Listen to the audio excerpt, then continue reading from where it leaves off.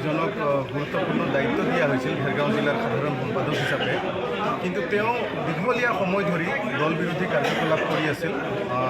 কিছুমান বেলেগ দলৰ নেতাৰ লগত দীঘলীয়া সময় কথা বাৰ্তা কৰি টকা পইচাৰ লেনদেন কৰিছিল।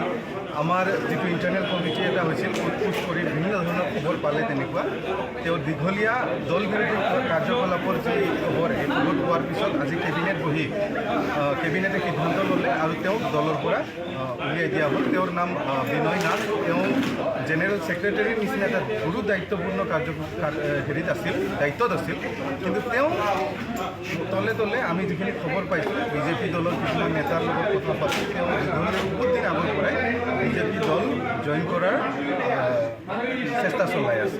আৰু আমি তেওঁক শুভেচ্ছা দিছোঁ, তেওঁ বিজেপিত যদি যাওক, তেওঁৰ ভৱিষ্যত আৰু উজ্জ্বল হওক। কিন্তু এটা দলত থাকি আন এটা দলত কাম কৰি থকাটো উচিত নহয়। গতিকে তেওঁ যাতে বিজেপি দলত যদি যাই, চাব আপোনালোকে দুদিনমান পিছত খবৰ পাবই, তেওঁ বিজেপি দল জইন কৰিব। আৰু কৰি পেলাই তেওঁৰ উজ্জ্বল যদি ভৱিষ্যত তাতেই হয়, তেতিয়াহ'লে হওক, তাত আমি কামনা কৰোঁ।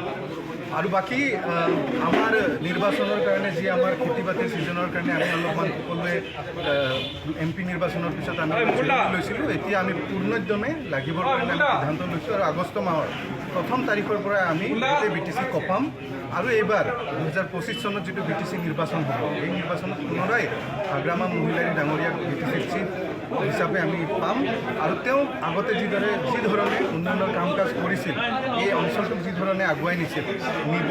প্ৰমোদ বড়ো ডাঙৰীয়াৰ কোনো যিটো গ্ৰাউণ্ড ৰিপৰ্ট, দলৰ যিটো ৰিপৰ্ট, দলীয় স্থিতি ঠিক নহয়, একেবাৰে বেয়া। বাঘা নেতা UPPL দল এৰি পুনৰাই BPF দল জইন কৰাৰ আপোনালোকে খবৰ অতি শীঘ্ৰে পাবলৈ গৈ আছে। UPPLৰ প্ৰতি মোহভংগ হৈছে নেকি ৰাইজৰতো মোহভংগ কেতিয়াবাই হৈছে, কিন্তু যিখিনি চেলা চামুণ্ডা আছে, কিছুমান নেতা আছে, ইনফেক্ট CWC লেভেলৰ নেতাবিলাক এতিয়া সম্পূৰ্ণৰূপে অসন্তুষ্ট হৈ আছে। আৰু UPPL দল আৰু দুদিনমান পিছতে UPPL দলত গৰাখহনীয়া হ'ব আৰু UPPL দল লাহে লাহে দুৰ্বল হ'ব।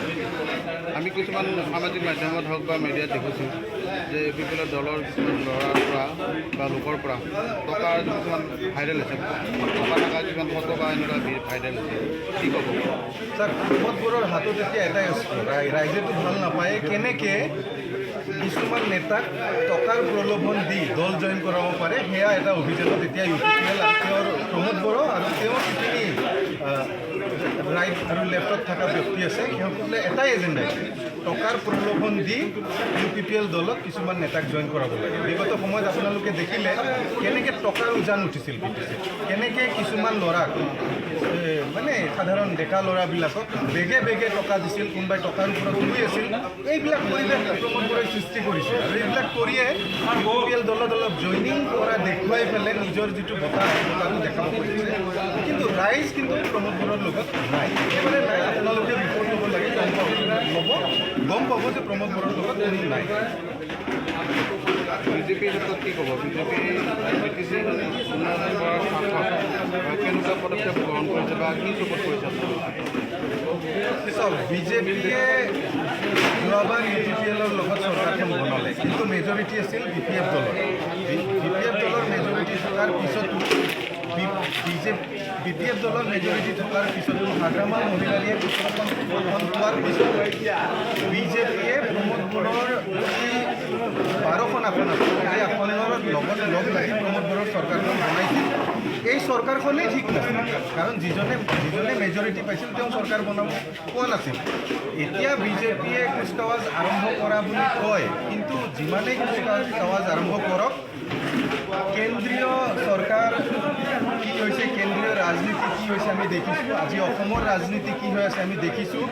ডাঙৰ বাঘা নেতাবিলাক, যিবিলাকে বিজেপি দল সৃষ্টি কৰিছিল, এই নেতাবিলাক এতিয়া বেলেগ দলত যোৱাৰ পূৰা মানে আৰম্ভ হৈ গৈছে প্ৰক্ৰিয়া।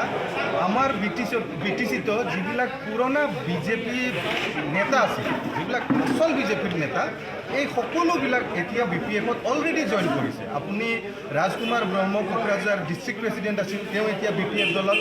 আমাৰ কাৰ্তিক দা হৰিসিঙাৰ, তেওঁ এতিয়া BPF দলত। গতিকে বিজেপিৰ যিমান পুৰণা নেতা আছিল, এই সকলোটো এতিয়া আহি BPF জইন কৰিছে।